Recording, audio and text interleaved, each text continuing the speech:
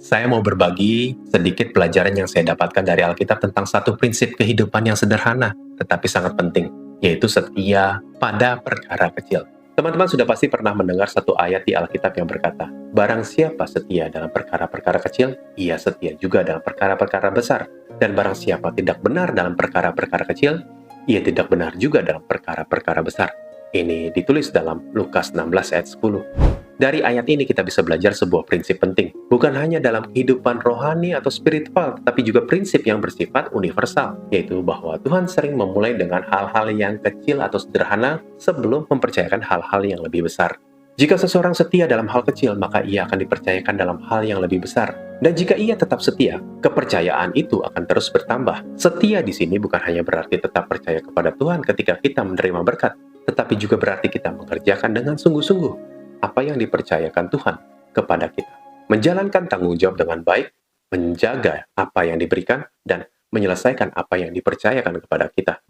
Prinsip ini dapat kita lihat dari berbagai tokoh besar di Alkitab. Daud, yang kemudian menjadi Raja Israel, awalnya hanyalah seorang gembala. Ia menggembalakan kambing domba milik ayahnya dan belajar melindungi kawanan dombanya dari segerangan singa dan beruang.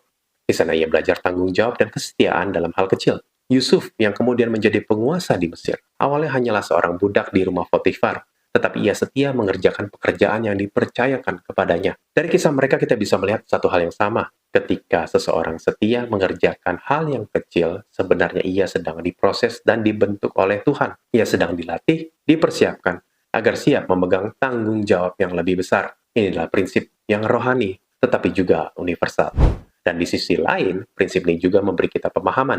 Jika saat ini kita merasa hanya diberikan hal yang kecil oleh Tuhan, jangan kecil hati. Mau itu ide, penghasilan, kesempatan, atau tanggung jawab yang sederhana. Bisa jadi itu adalah bagian dari proses Tuhan.